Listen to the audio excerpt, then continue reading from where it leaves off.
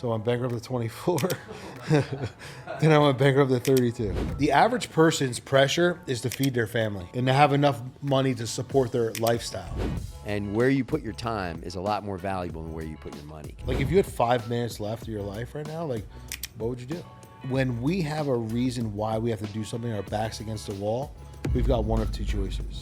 What's up, everybody? Welcome to another episode of the Alchemist Lounge.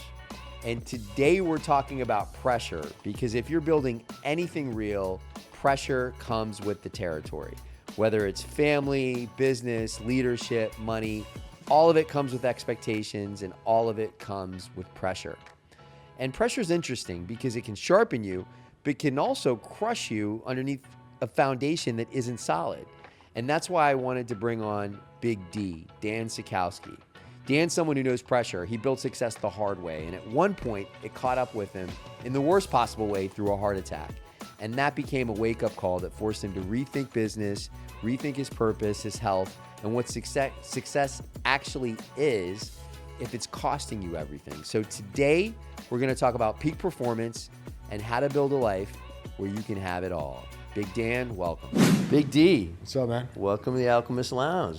Yeah, appreciate it. So we're just talking about all your traveling, and we're talking about all the different places that you're going, what your main topics are that you're feeling really inspired by right now. And one of them that inspired me was pressure. And no matter what, if you are head of the family, if you run a business, you have employees, even if you're in school, there's always some kind of pressure that you have to deal with. So being able to maintain and build a strong foundation to handle pressure is what I'm hearing. And I just listened to an episode of your podcast where that was what your focus was, building a strong foundation to handle pressure. Mm-hmm. So I'm wondering, when did you start really feeling pressure in your life? When did you start learning how to handle pressure? This episode is brought to you by Agency Y. If your business needs cold calling, marketing, or any sort of extra leads, then get in touch right away with Agency Y. Go to agency, that's spelled agency.org. That's with 2 Y's. Type in Alchemist to get 10% off today. Again, that's Agency Y with an extra Y. Enter Alchemist to get 10% off today. And now, let's dive into the episode. So it had to be in my early 20s. Started my first company when I was 17. 17 and 24, I made about $4 million net. I went bankrupt at 24. At 24? Yeah. You went bankrupt? Lost everything. Yeah. So how long did it take you to make the $4 million? $4 million net. So I probably did 15, 20 million bucks, like within that time frame. Wow. 17 to 24, so 7 years. Wow. And then went bankrupt? Yeah, lost everything in 07. Wow. How did that feel? At first, I was confused. Like, how does business pump and all of a sudden stop pumping? Like, what's going on? Because I was never prepared for what the economy does, because I walked into a strong one and nobody ever told me. So I just was spending money, doing what I had to do, 5,000 square foot house, cars, everything. Because at that time in my life, I mean, you had Lifestyles That Are Rich and Famous, you had MTV Cribs, like these are things that we modeled, and we saw success in a world where it was stuff. So I had all the stuff, but now all of a sudden I don't have the money to pay for the stuff anymore. So I had 2 sons already. I had both my sons young. One of my sons was about a year old. The other one was like 2.5. And what I realized was I didn't have time to mourn the loss of my business because I had pressure to provide. Yeah. Pressure to show up. And when we have a reason why we have to do something, our back's against the wall, we've got one of two choices. Sit back and hope that somebody feels bad for us and takes care of us, which is not going to happen, or just go out there and figure it out and make it happen. So when I was making money hand over fist and then had kids, like, life was taken care of. But then when all of a sudden now you have nothing and you got to figure out how to get something, now your head starts going in a different direction. So that was the first time I ever experienced real pressure. Yeah. Where do you think that early success came from? Like growing up, did you Did you find yourself in a position where you wanted to get more? Yes. Not everyone can make that kind of money at 24. Yeah, so we can go back, man. I mean, this is a big story of mine from, like, say, age 7 to age 14. My dad used to introduce me as, like, Fat Dan. My mom's Portuguese, so the word for fat in Portuguese is Gordo. So if, like, you met me and my dad out in public, he'd be like, hey, this is Danny Gordo. So that's how he would introduce me. So I started, like, realizing that my identity was being created by somebody outside of me. And for many years throughout that process, I was trying to get validation from my dad that I was showing up good enough, and I just wasn't getting it. Mm. So around 14 years old, I basically, like, cut my dad out of my life. Didn't listen to him, didn't care, because anytime I went to him, I just didn't feel good. Mm. I was always getting beat up about it. Like, it just wasn't a place I felt comfortable anymore. And believe it or not, there was a situation where we passed wealthy people's homes, Bon Jovi's neighborhood, and I've never seen anything like that in my life. I'm like, what is this? And that's probably the only time he ever really gave me a deep answer, and this is how deep the answer was. Those are rich people, and we'll never be rich.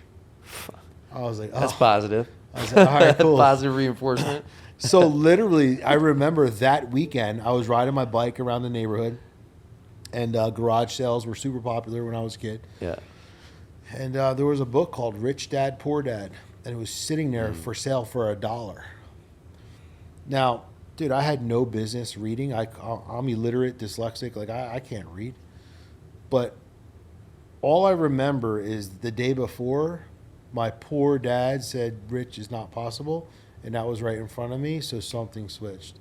So I was a fat kid, you know what I mean? I had probably stole 50 cents or $1 from my parents' drawer because I wanted to go get some ice cream, you know? So I went to the lady who was selling the book. I go, hey, listen, I only got 50 cents.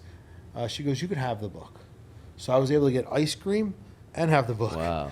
Right? So I just started trying to read this book, like trying to understand it. And then within a year, I met my rich dad. Hmm. So it was the first and only boss I ever had, a guy named Dave. Worked with him for about a year, shadowed him, you know, just always spent extra time with him. Didn't want to go home because he was just such a positive influence in my life. What business was it? He was in construction. Gotcha. Same thing I did for many years of my life, 26 years. Yeah. And Dave said something to me about a year after knowing him. And what he said to me was, I believe in you. Because I said, one day, I want to grow up and be just like you. I would have never said that to my dad. And he goes, if anyone's going to do it, you're going to do it, and I believe in you. Do you know for like 7, 8 years of my life as a child, that's all I ever wanted my dad to tell me is that he believed in me. Yeah. Now I've got a man that's not even part of my life telling me this. Yeah. So that was a pivotal point in my life. So from that point moving forward, I decided that, all right, now's the time. He believes in me. I'm going to go start my own company. So what Dave also did say was, hey, you're not ready yet. How old were you? 16 going into 17. Okay. I didn't hear that you're not ready yet part. Because again, when we get told something happens in our brain where we shift to what we want to hear versus what we need to hear. Right. It happens to all of us all the time. So I said, you know what? I'm destined to be a business owner. I'm going to go out there and do it. And that's where I went into my cycle. So then I thought back when I became 24 years old and I lost everything. I remembered when Dave said I wasn't ready yet. But there's a lesson, right? He just let me go. He let me do it because he knew, just like my kids, like you got to let them learn. Yeah. You know, we got to become obedient to the pain as we are to the pressure. So. Yeah, you wouldn't be here doing what you're doing today had you not experienced that kind of pressure and that kind of pain. You know, when I'm hearing about your dad, I'm thinking your dad must have, to introduce his son as Gordo, he must have had shame or he must have not felt good about himself in terms of what he could do for himself, you know? Mm-hmm. So maybe there's some kind of something that you're doing in your life that... Oh, my dad to this day still hasn't said it. You know, my dad was an addict, alcoholic. Yeah. You know, strip clubs kind of dad. You know, just...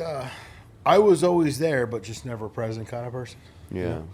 And I don't know really what happened in his life because what I've learned over the last 20 some odd years is that the things that we do throughout our life come from childhood. So these patterns that we create, these situations we create, come from the pain, come from all the things that we do, and the things that we need that we maybe never got. So we start forming ourselves, like clay, forming ourselves as kids, and then as adults we always try to fill those voids. Yeah. And so I don't think my dad's ever really figured out. No, but you're figuring it out for him in a lot of ways. Yeah, well, I'm figuring it out for me. Yeah. For him, even though I told him, like I literally called him up one day and said, I forgive you, here's how I felt my entire life. And what do you mean? That wasn't me. I didn't do that. Because when you live in a place where that's how you act and that's how you react, you think it's normal. You can't see anything past it. Yeah.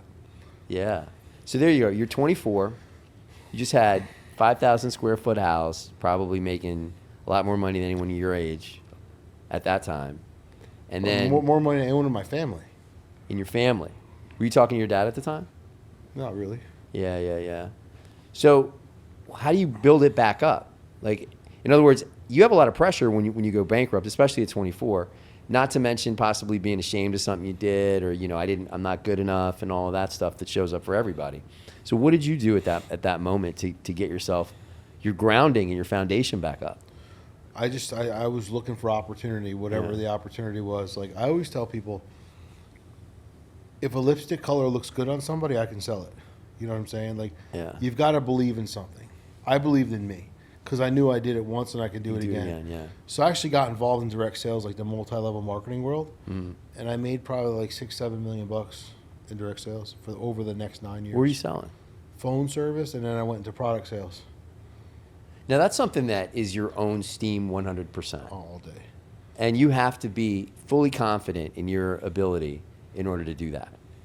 So that says a lot. So what I found the success there was ignorance on fire. So I was ignorant to the I was ignorant to the opportunity. I'm gonna write that down like that. I was ignorant to the opportunity because I didn't see the opportunity. I saw the solution, like what it can solve. I had a problem, and there was a way to solve it.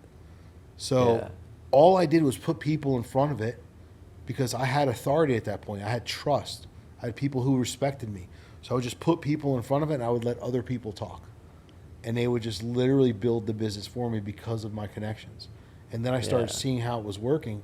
Then I started believing in it. Then I started realizing, hey, I can do this at a higher level. That's what I started doing. Wow. So at that point, you're making $6-7 million gross at that point. Over that time in network marketing, about 9 years, did about $7 million. Wow. Did you get back into construction at all around that time? Yeah, like halfway through, I started building back up. Hurricane Sandy happened. Yeah. And it was always my passion. Like, so the problem with direct sales and all that kind of stuff is like, dude, you are grinding. You're working around the clock, and especially if you're a leader, you're responsible for everybody, and you're literally just like bringing people in, and it's going away, and you're doing it all over again every single month. So I just came to a point where I was like, you know what, like I can't do this, because I saw behind the curtain, and one guy came up to me the last time I ever did this industry. He came up to me at a meeting. It was a Saturday morning, and he had just gotten divorced. He was a single father of 3 kids, full custody. Mm-hmm. The dude literally had like $1,000 to his name because his ex-wife wiped him clean. And he said, listen, I don't know what to do right now, but I have $1,000 to my name. If I join you, do you think I'll make it? I said, probably not. And from that point on, I knew that I was robbing people of opportunity because I was involved in opportunity. Wow, that's deep. So something about what you were doing at that moment, it just wasn't ethical. Wasn't ethical, and it was something more important than money. Yeah. That was driving you. I didn't have to worry about money anymore. Like money, after that first bankruptcy, money became secondary. Yeah. Now I was serving. How can I help other people? Because I knew what it felt to lose it all.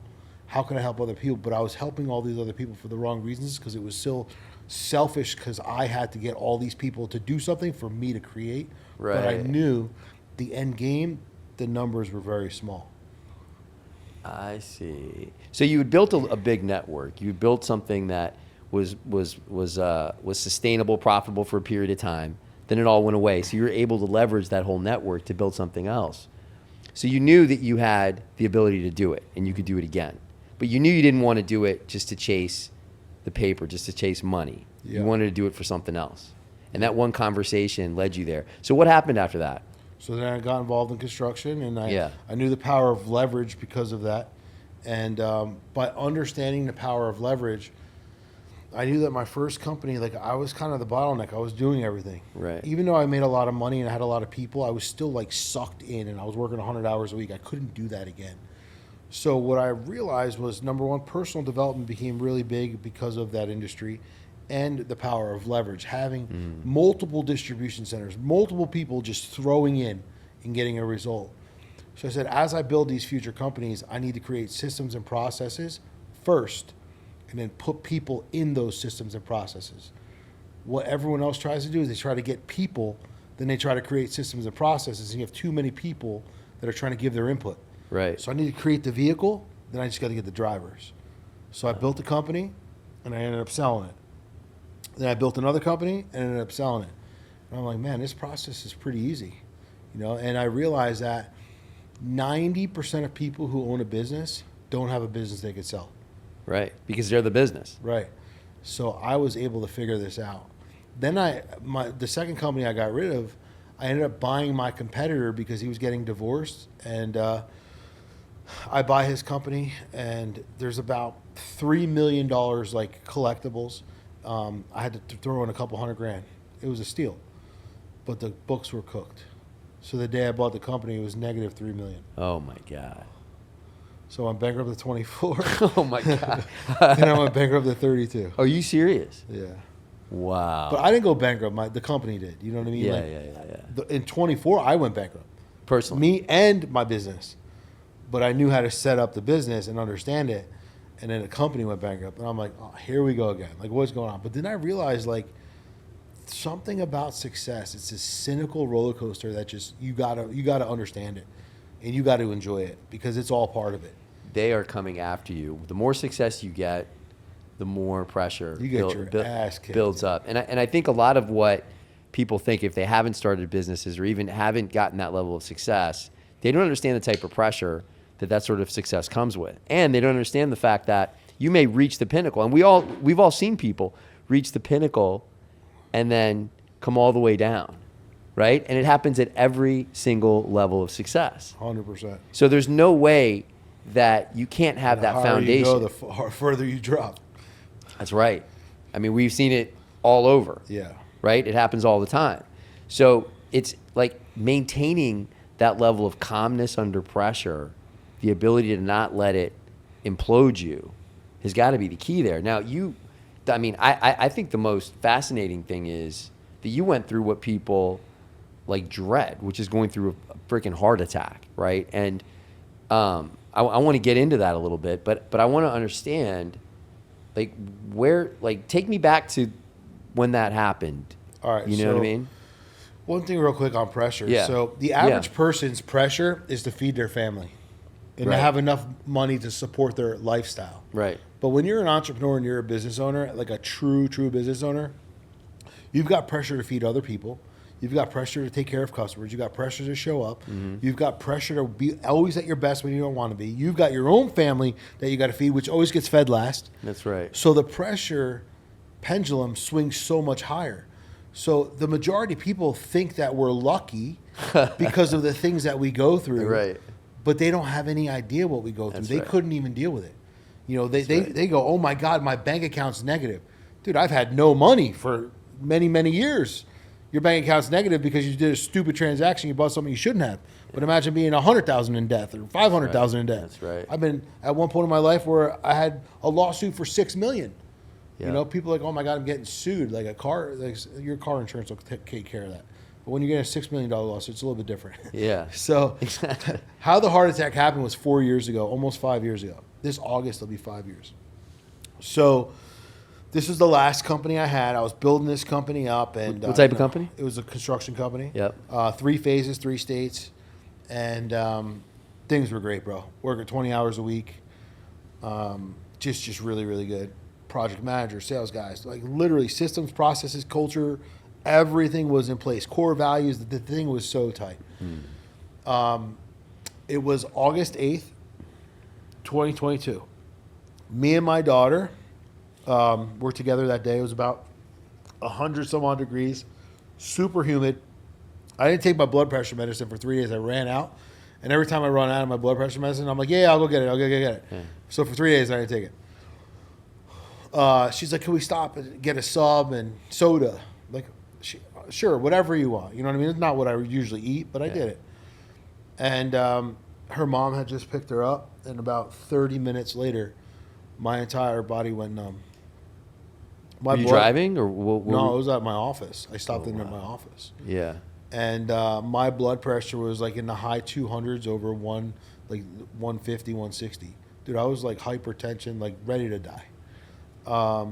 Ate some aspirin, drank a full smart water. The entire ambulance ride was a blur. All I remember was my one son at that point hadn't talked to me for 3 years. All three of my kids are from the same mom. I had a great relationship with my oldest and my youngest, and my middle son just literally shut me out of his life for 3 years. So I remember the phone call, like, hey, I love you. I'm sorry I didn't show up as a dad, you know, the way I need to show up. And, you know, I wish I could have done a better job because I thought I was dying. You called him? Called him. He didn't answer. I just left him a message. Yeah.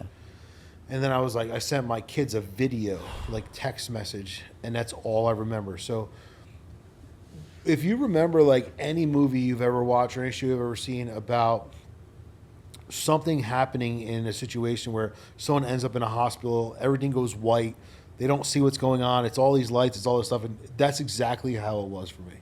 And then I wake up in a hospital and you know, all this noise, all this beeping, I don't know what's going on, people standing over my face like, what the hell is going on, bro?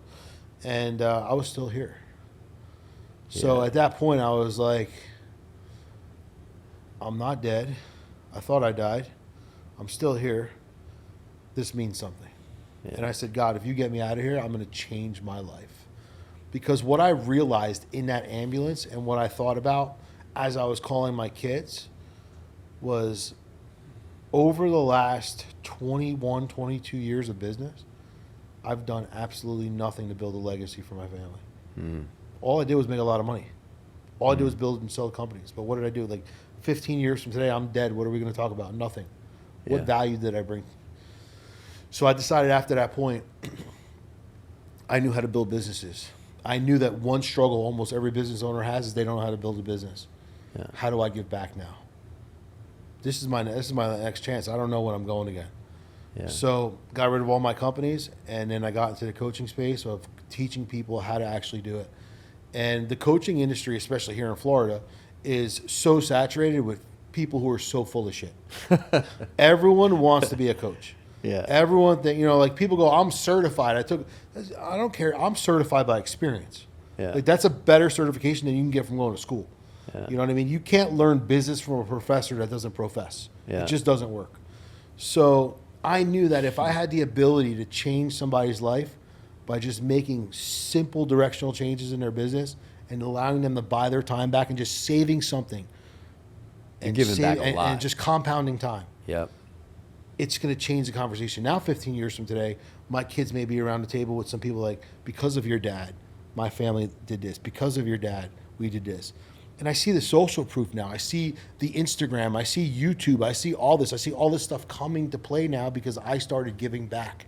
Now the world's connecting back to me and allowing me to share it to everybody else. Wow. I just got the chills saying that. Yeah, me too. So you found your purpose. Through pressure. Through pressure. Through the most dramatic kind of pressure. Yeah. Like literally an implosion. Like I believe God's got a little game out there, like how bad do you really want it? And every single time that you feel like you're on track, he just kind of like throws a little bomb in front of you and he checks you. Yeah. So that's been not even 3.5 years now. It'll be 5. So 22, 23, 24, 25, 26. It'll be 5 years. Yeah. Yeah. Wow. So now where you are, you have this coaching business. You have all the fundamentals that you've built. So when you're working with your clients, how do you let them know whether they're actually building through pressure or they're breaking themselves through pressure. You know what I mean? So I evaluate all their businesses. I Yeah. kind of look at where they are versus where they want to be. I look at all their pain points, and then I Yeah. figure out really quickly what's holding them back. The number one key identifier is the person, the business owner. They're holding themselves back Right. because every business owner feels like they're the best. Nobody I can hire can do it better than me. For me, like this podcast wasn't even set up for me to be here. You know, I think your assistant, my assistant, whatever, they put it together. Like I didn't even know where I was going until like a couple days ago. You know what I mean? Right. But that's because I let go of control. That's because you let go of control. Right. Most business owners don't want to let go of control. Right. And it all starts with the little things, the emailing confirmations, the setting up appointments. You're making $100,000 a year or $500,000 a year and you're still making phone calls? And that's the problem, is that they don't trust anyone else. Yeah. But the thing is like the average business has about 6 to 8 operations daily, different things that have to get done. Right. And you're going to tell me as a business owner, you can do all 6 or 8 of those better than anybody else? Imagine you just hired one person to do one of those, one person to do one of those, and that's all they did all day. Yeah. How good would they be? Great. Well, you're only giving it 1/8 or 1/6 of your time. So how good are you really? And when you check them and you tell them that they really suck at what they're doing, but they're just a control freak, like it's almost an ego check. Yeah. Have you been able to see a business owner go from having to do everything all the time? Almost every one of my clients. I guarantee growth. You listen to me, I guarantee you grow, and I guarantee I pull you out of your business. Wow. Dude, just the testimonial loans on my sites, on my funnels, on wherever, like these guys, like within 3 months, I will change someone's business. Yeah. And what about everything around their business? Like how do you see that? Because for you, you had the kids that you had a big realization about when things were looking like they were over. Mm-hmm. You immediately called your kids. You immediately looked and saw, what am I actually leaving? What's my legacy? Mm-hmm. Right? Do you see some of your clients in that position where they're just working themselves to death and they don't have a legacy? And how do you convey like your life experience? Because really your life experience is what I don't makes have you a to. coach. Yeah. I can ask every business owner, I say, why are you doing this? And if they have a family, they're going to say their kids. And then I say, oh, really? So how many hours a week are you working? And your kids get what? The time that you have left, what? When you're tired, when you're exhausted, when you're frustrated, and they get all that time, right?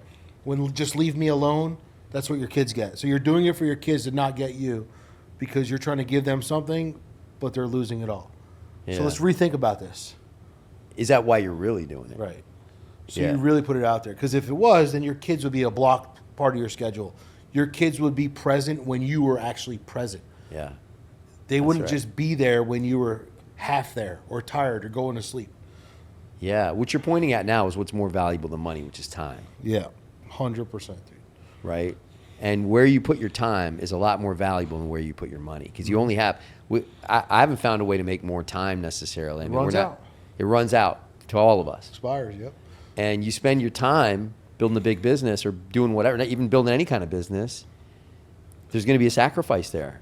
Yep. And it's your health and it's possibly your family. Wow. Can't take it with you, bro. You can't take it with you.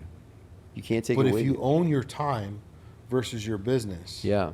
own your time first, then put your business as a part of your time, your life will change a little bit. Absolutely. Well, it's clear, like early on, you had like a hunger for success, and I think success in your world was material. It was different, Success was something that you could look at a bank account and say, "Oh, I'm successful." I chased. Right. I chased. What is success now for you?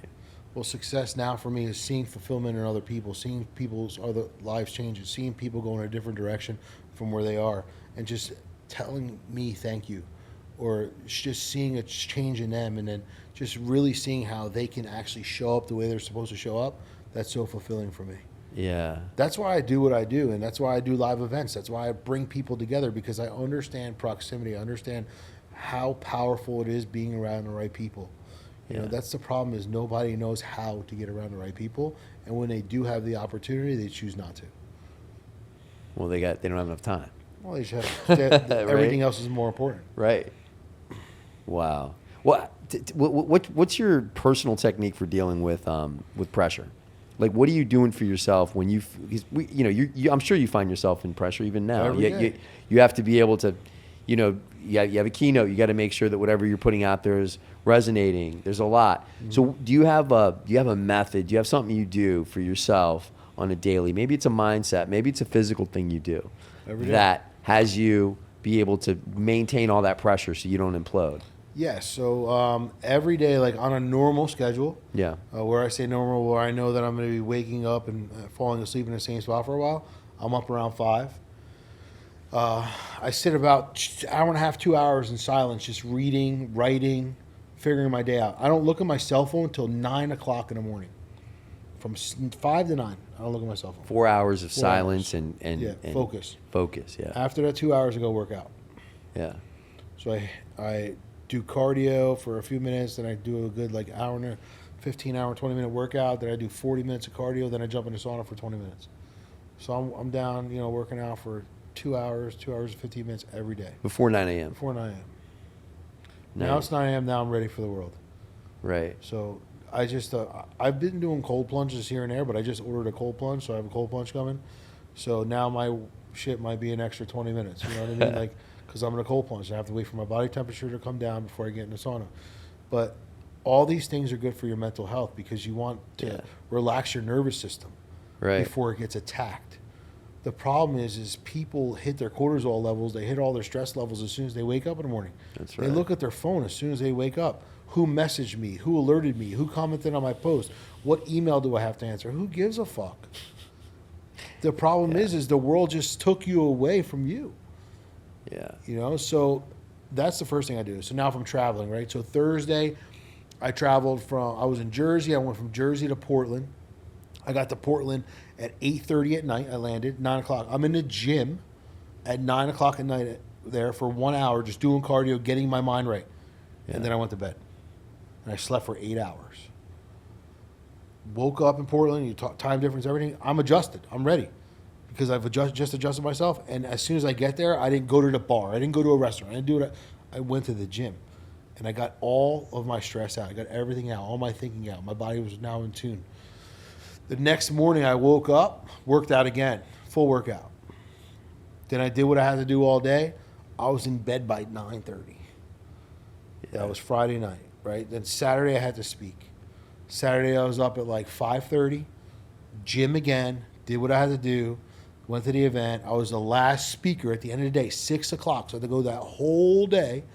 I just watched what I ate, very little bit of food, enough water, stayed hydrated, and I killed it, dude. You know what I mean? And that's what I do. And then I got 4 o'clock in the morning, I left there, got on a plane at 6. Because of the time change, I didn't land back on the East Coast until 3:30. By the time I got home, it was 6. My barber showed up to give me a shape up. And then I worked out for an hour. Then I was with my kids, did some laundry and stuff. Packed to come here. Probably went to bed at midnight. Yeah.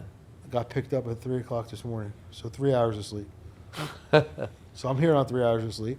Yeah. But it's all good because as soon as I'm done here, I got to drive 3 hours. And as soon as I get to where I'm supposed to be, first thing I'm doing is going to the gym.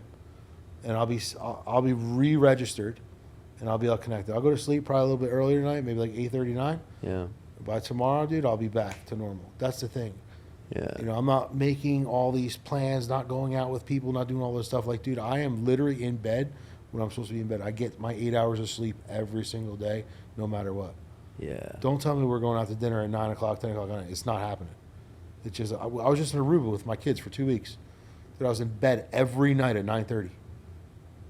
It's key, isn't it? And people are like, you're on vacation. I go, I'm not on vacation. I don't vacate my life, first of all. I don't have to vacate it. I said, I'm on a trip right now with my family, and my kids can go out because it's safe here. Right. My boys are older. They took my daughter out. They can stay out till 2 in the morning. I'm not because I'm up at 5. That's my routine. The problem is people change their schedules and change their discipline depending on where they are. That means you don't have discipline. Yeah. Or even on their businesses. Yeah. Right? What I'm hearing now is you control your schedule and your business, everything around what it is, where you need to be, your physical, your mental, everything sort of shapes up to where you can be the best you can be wherever you are. And you're not compromising on that. Never. Because at the end of the day, and a lot of people, they look at somehow there's a separate, I think they used to think mental, physical, your mind, your body, just generally they're different, like mind-body connection. I don't necessarily see it as a connection. I see it as one full unit. And it's not as if your brain isn't a part of everything else, right? And so how can you go and get in front of a group of people and blow everybody away and be able to then be across the country in 6 hours later without having a discipline and without having specific limits of what you allow yourself to do, right? And that then makes you limitless. So when you put structures in place and you put boundaries, which is what I'm hearing, you got a lot of boundaries. 100%. But when you put those boundaries in place, it's not really a boundary. It's not a limit. It's not a wall you hit, but it allows you to go over that wall. That's what I'm hearing right now. A lot of people work out of stress. Yeah. I work out of a place of calmness. Yeah. Yeah. And you do that intentionally. All day. And it's your body is just as important. So how do you... Like, I'm in great shape. Yeah. You know what I mean? Like, well, I'm shocked you had that heart attack, man. When you look back at it... I have high blood pressure, dude. Yeah. So how the heart attack happened, when my dad used to call me fat, at 16 years old, I started doing steroids. I became, a bodybuilder at a young age. I started like doing pro shows like in my early 20s. Yeah. And I just really messed up my heart because I abused steroids, bro, into my heart attack. And that's where I got checked, because your heart's supposed to be somewhere around like 3 millimeters. Your wall, mine's 7. Jeez. So mine's 2 plus the size. So it takes that much for my shit to work. Wow. So my aortic valve split open, and I was internally bleeding. That's what happened. That changed your life, man. So right now, do you have to make sure that your lifestyle is a certain way? So Well, that, I'm still on TRT. Like, I still do tests. I just don't abuse drugs like I did. Yeah. You know what I mean? Because I just couldn't be big enough, right? So it was a validation I was looking for from my dad. Like, I was never big enough. So if I'm fat, now I'm so when it's like anything, dude. Like, when you see yourself, it's like a girl who's in great shape. Girls always go, I'm fat. It's a mental disorder, right? So no matter how big I was, I just wasn't big enough. No matter how good you told me I looked, I just didn't look good enough. Right. So I've always taken control of my body. I've always been in not bad shape. But right now, I'm probably like, the shape I'm in right now is probably like 16% body fat. This is probably the tightest I've been for like the last 20 years. Feels good. How old are you? 44. How do you like that? So you feel like you're in better shape now than you were in your mid-20s? Better shape. I feel better. Yeah. I don't drink alcohol. Yeah. I don't do nothing, dude. Like, I just literally show up 100% at everything I do, and just make sure that, like, whatever I'm doing, I can be always delivering at my highest level, because that heart attack checked me. Yeah. Nothing else mattered. The money didn't matter. Nothing mattered at that point. I was dead. Yeah. So now today, nothing matters but showing up my best, because I don't want to be a hypocrite. I don't want to tell you to do something that I'm not doing. I love when people tell me they don't have time. I'm like, dude, you want to see my schedule? But I still sleep 8 hours a day. You want to see my schedule? Yeah. The problem is people don't know how to compound time, and they don't know how to attack it. Right. All they know how to do is waste it. Right. Well, what you're doing is you're taking your time, and one thing that was really interesting you said earlier was you're putting it into blocks. So like you said that you're doing this for your kids. Are you actually scheduling time with your kids? Are you actually scheduling time with your part, whatever that is, right? So, and people don't. They usually schedule time for that big meeting or that big whatever, right? That client thing, they got to go meet. That's where they put their focus. But at the end of the day, why aren't you scheduling that time with your kids, like you said, when you're awake? Or why aren't you scheduling that morning? That's just as important. That morning, 5 a.m., you get up, you work out, you make sure that you get some silence in your life. That appointment for you is just is more important than any client That's the appointment. most, because you have to show up for yourself first. Yeah. People neglect to do that as well. That's right. You got to show up for yourself first. And then I think people feel guilty. Like, I spend more time with me and building my business and my brand than I do with my kids. Yeah. But when I'm with my kids, I'm with my kids. I was just in Aruba with them for 2 weeks. Like, it was just me and them. You know what I mean? And we hung out every day in the pool, wherever we were. And, like, I wasn't working. You know, yeah, I have to take a phone call here and there, but whatever. Yeah. But like, I'm still present with my kids. We had a great time, you know, and like that, I show up for that. But this is what people don't understand. Like, we weren't at the airport like everybody else was, saying, "Oh my God." What they said on the microphone, I literally was so annoyed. All right, guys, we're leaving. We're going back to the East Coast, and we're going back to reality. They say this on the intercom. I go, and I said out loud, we were sitting in front of the plane. I go, this is the fucked up part of society. And people are looking at me. I'm like, you guys all created this reality, and he just confirmed it. Yeah. I don't give a shit. Yeah. It's like somehow reality doesn't exist in a vacation in Aruba. Like, that's not reality. No. You can make that your reality 24 hours a day, 7 days a week. Yeah. I tell people every day for me is Friday. I do whatever I want, whenever I want. Yeah. It's just about having a choice. Yeah.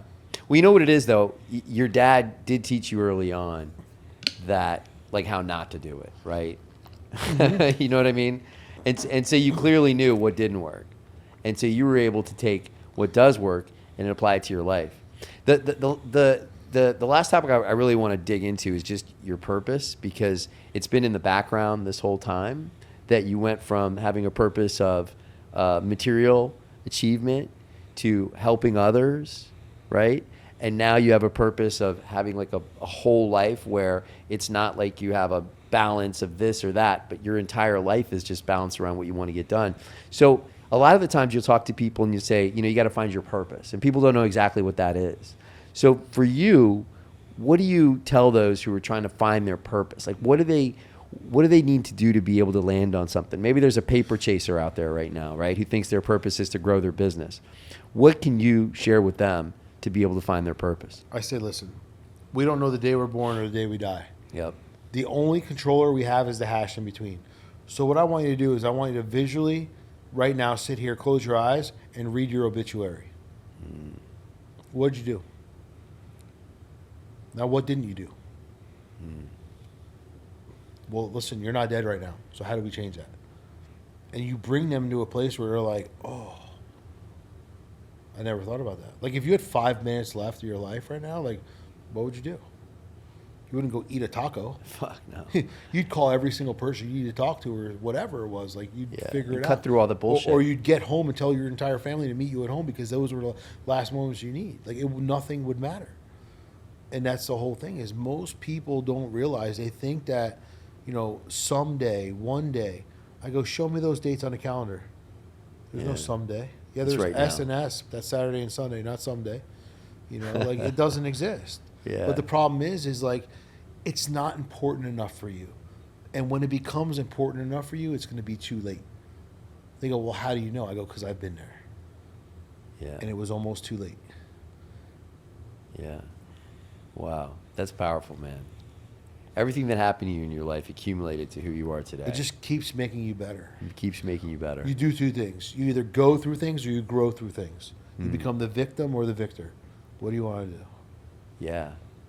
Nobody right. gives a shit about how you feel. Nobody cares. No. They'll act like they do because they want to see you sob. They want to see you. They want to see your pain, because you know why? You're hurting. I'm hurting. Good for you. Nobody cares. You think they care, though. Yeah, everyone thinks everyone else cares, Yeah. but they don't really care at all. No one gives a They're shit. not even fucking listening. They're to too you. worried about what's going on with their lives to give a shit what you're doing. Exactly. So don't worry about them.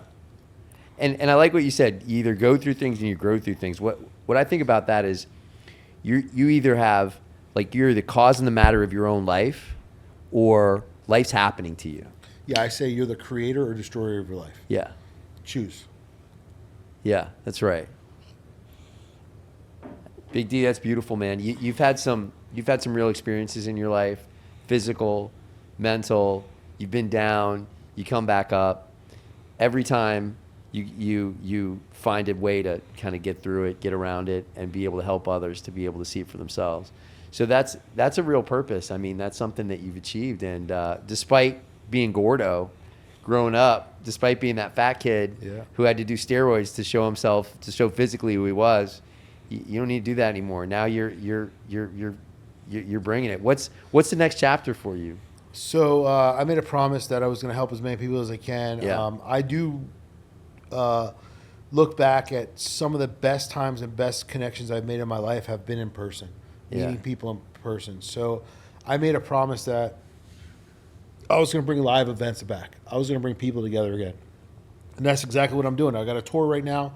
I have something that I created. It's called the 7-Figure Blueprint Syndicate. Yeah. Most business owners are stuck at 6 figures. So I show them how to go to 7 to 8 figures. Super, super easy.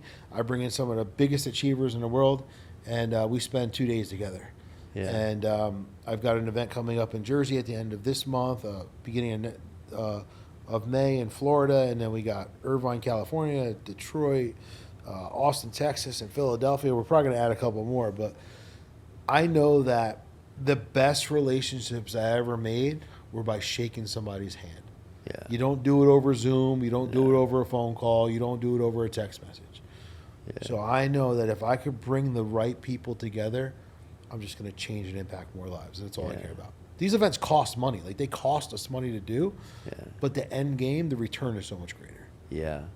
You know, in the new age, the new world, man, people don't understand that when you connect with someone in person, it's completely different.